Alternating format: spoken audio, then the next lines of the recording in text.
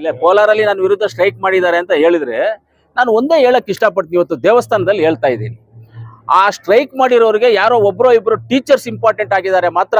ಅವ್ರಿಗೆ ಆ ಶಾಲೆಯಲ್ಲಿ ಇರ್ತಕ್ಕಂಥ ಕಾಲೇಜಲ್ಲಿ ಇರ್ತಕ್ಕಂಥ 3200 ಹೆಣ್ಮಕ್ಳು ಅವ್ರಿಗೆ ಇಂಪಾರ್ಟೆಂಟ್ ಅಲ್ಲ. ಅವ್ರಿಗೆ ಆ ಹೆಣ್ಮಕ್ಳ ಒಂದು ಉದ್ದೇಶ ಏನು? ಒಳ್ಳೆ ಟಾಯ್ಲೆಟ್ಸ್ ಕೊಡಿ, ಒಳ್ಳೆ ಎಜುಕೇಶನ್ ಕೊಡಿ, ಒಳ್ಳೆ ಫೆಸಿಲಿಟೀಸ್ ಕೊಡಿ, ಸರ್ಕಾರದಿಂದ ಬರುವಂಥ ಫೆಸಿಲಿಟೀಸ್ ನಮ್ಗೆ ಕೊಡಿ ಅಂತ ಹೇಳಿದ್ದಾರೆ. ಆದರೆ ಆ ಸ್ಟ್ರೈಕ್ ಮಾಡಿರೋರಿಗೆ ಆ ಒಬ್ಬರೋ ಇಬ್ಬರು ಇಂಪಾರ್ಟೆಂಟ್ ಆಗಿದ್ದಾರೆ ಮಾತ್ರ.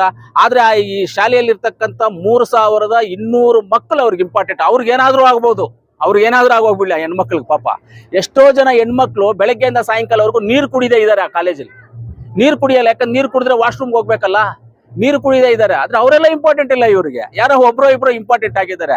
ನಾಳೆ ಅವ್ರಿಗೂ ಗೊತ್ತಾಗುತ್ತೆ, ಅವ್ರ ಮಕ್ಕಳು ಆ ಕಾಲೇಜ್ಗೆ ಹೋಗಿದಾಗ ಆ ಕಷ್ಟ ಏನು ಅಂತ ಅವ್ರಿಗೆ ಗೊತ್ತಾಗುತ್ತೆ. ಇರ್ಲಿ, ಒಳ್ಳೇದೇ, ನೀವು ಕೇಳಿದ್ದು ಒಳ್ಳೇದಾಯ್ತು, ಒಳ್ಳೇದು. ಯಾಕಂದ್ರೆ ಯಾರೋ ಒಬ್ಬರೋ ಇಬ್ಬರು ಟೀಚರ್ಸ್ ಇಂಪಾರ್ಟೆಂಟ್ ಆದ್ರೆ ಅಂದ್ರೆ 3200 ಜನ ಮಕ್ಕಳು ಇಂಪಾರ್ಟೆಂಟ್ ಆಗಿಲ್ಲ ಅವ್ರಿಗೆ. ಆ ಮಕ್ಕಳಿಗೋಸ್ಕರ ಟಾಯ್ಲೆಟ್ ಇಲ್ಲ, ಮಕ್ಕಳಿಗೆ ನೀರಿಲ್ಲ ಅಂತ ಅವ್ರು ಸ್ಟ್ರೈಕ್ ಮಾಡಿಲ್ಲ. ಯಾರನ್ನೋ ಬೈದಿದ್ದಾರೆ ಅಂತ, ಬೈದಿರೋದು ಅಲ್ಲ, ಅದು ಬೈದಿದ್ದಾರೆ ಅಂತ ಸ್ಟ್ರೈಕ್ ಮಾಡ್ತಾರೆ. ಅದೇ 3200 ಜನ ಮಕ್ಕಳು ಇಂಪಾರ್ಟೆಂಟ್ ಅಲ್ವಾ? ಅವ್ರಿಗೇನು ಟಾಯ್ಲೆಟ್ಸ್ ಕೊಡಬಾರ್ದಾ, ನೀರು ಕೊಡಬಾರ್ದಾ? ಇವಾಗ ನಿಮಗೆ ಮಕ್ಳಿಲ್ವಾ? ನಿಮ್ಮ ಮಕ್ಳು ಅದ್ರಲ್ಲಿ ಓದಲ್ವಾ? ನಮ್ಮ ಮಕ್ಳು ಓದಲ್ವಾ? ಇನ್ನೊಬ್ರು ಮಕ್ಳು ಓದಲ್ವಾ? ಎಲ್ರ ಮಕ್ಳು ಹೋಗ್ತಾರಲ್ಲ. ಅಂದ್ರೆ ಮಕ್ಳು ಇಂಟ್ರೆಸ್ಟ್ ಅಲ್ಲ ಅವ್ರಿಗೆ, ಟೀಚರ್ಸ್ ಇಂಟ್ರೆಸ್ಟ್. ಒಳ್ಳೇದಾಗ್ಲಿ. ವಿದ್ಯಾರ್ಥಿಗಳು ಹೇಳೋ ಪ್ರಕಾರ ಡೆಂಗ್ಯೂ ಫೀವರ್ ಜಾಸ್ತಿ ಆಗ್ತದೆ, ಅಲ್ಲಿ ಸ್ವಚ್ಛತೆ ಕಾಣೋದು ಅವರು ಮುಖ್ಯ. ಯಾಕಂದ್ರೆ ಅಲ್ಲಿ ನೀವು ಬೋರೆಲ್ಲ ಹಾಕಿದೀರಾ ಅಂತ ಗೊತ್ತಾಯ್ತು, ಎಲ್ಲ ಹಾಕ್ಸಿದೀರಾ ಅಂತ. ಆದ್ರೆ ಆ ಮಕ್ಕಳ ಆರೋಗ್ಯದ ಕೂಡ ಗಮನಕ್ಕೆ ಅವರು ಅದೇ ನಾವು ಅದಕ್ಕೋಸ್ಕರನೇ ನಾವು ಅಲ್ಲಿ ಹೋಗಿ ಸ್ಟ್ರಿಕ್ಟ್ ಆಗಿ ಹೇಳಿದ್ರೆ ಅದ್ರ ಮೇಲೆ ಸ್ಟ್ರೈಕ್ ಮಾಡ್ತಾರೆ. ಆ ಮಕ್ಳಿಗೆ ನೀರಿಲ್ಲ ಅಂತ ಸ್ಟ್ರೈಕ್ ಮಾಡ್ಲಿ, ಆ ಮಕ್ಕಳಿಗೆ ಸವಲತ್ತಿಲ್ಲ ಅಂತ ಸ್ಟ್ರೈಕ್ ಮಾಡಲಿ, ಸೊಳ್ಳೆ ಜಾಸ್ತಿ ಇದೆ ಅಂತ ಸ್ಟ್ರೈಕ್ ಮಾಡಲಿ, ನಾವು ರೆಡಿ ಮಾಡಕ್ ನಾವು ಸಿದ್ಧವಾಗಿದ್ದೀವಿ.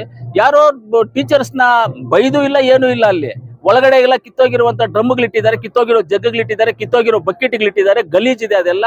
ಅದನ್ನ ಹೇಳಿದಕ್ಕೆ ಇವ್ರು ನಮ್ಮ ಮೇಲೆ ಸ್ಟ್ರೈಕ್ ಮಾಡ್ತಾರೆ.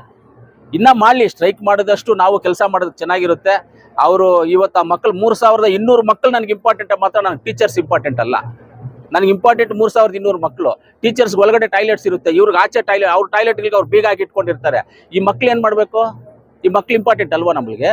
ಈ ದೇಶದ ಮುಂದಿನ ಪ್ರಜೆಗಳಲ್ವಾ ಅವರು? ಈ ದೇಶದ ಮುಂದಿನ ಆಳ್ವಿಕೆ ಮಾಡುವಂಥ ಪ್ರಜೆಗಳಲ್ವಾ ಅವರು? ಯಾಕೆ ಹೆಣ್ಮಕ್ಳನ್ನ ಅಷ್ಟು ಅಂತ ಇದಿರೋರು, ಅಂತ ಉದ್ದೇಶ ಇರೋರು ಆ ಮಕ್ಕಳ ಬಗ್ಗೆ ಸ್ಟ್ರೈಕ್ ಮಾಡಿ, ಆ ಮಕ್ಕಳಿಗೆ ಫೆಸಿಲಿಟೀಸ್ ಕೊಡಿ ಅಂತೇಳಿ, ಆ ಮಕ್ಕಳಿಗೆ ಟಾಯ್ಲೆಟ್ ಕೊಡಿ ಅಂತೇಳಿ, ಆ ಮಕ್ಕಳಿಗೆ ನೀರು ಕೊಡಿ ಅಂತೇಳಿ ಅದು ಬಿಟ್ಬಿಟ್ಟವ್ರೆ. ಅದು ಬಿಟ್ಬಿಟ್ಟು ಈ ತರ ತಿರ್ಕೊಂಡ್ಬಿಟ್ಟವ್ರೆ.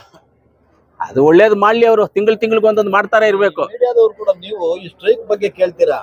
ಆ ಸ್ಕೂಲ್ಗೆ ಇವ್ರು ಏನ್ ಮಾಡಿದ್ದಾರೆ? ಹೋಗಿ ನೀವು ಆ ಸ್ಕೂಲ್ಗೆ ಹೋಗ್ಬಿಟ್ಟು ಆ ಬಾತ್ರೂಮ್ಸ್ ಎಲ್ಲ ವಿಡಿಯೋ ತೆಗೀರಿ.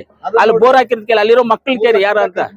ನಾನು ಸ್ವಂತ ದುಡ್ಡು ಖರ್ಚು ಮಾಡಿ ಹಾಕಿರೋದು, ಅದನ್ನೇ ಮೇಂಟೈನ್ ಮಾಡಿಲ್ಲ ಅಂದ್ರೆ ಅದು ನೀವು ಕೇಳ್ತೀರಾ ಸಂತೋಷ.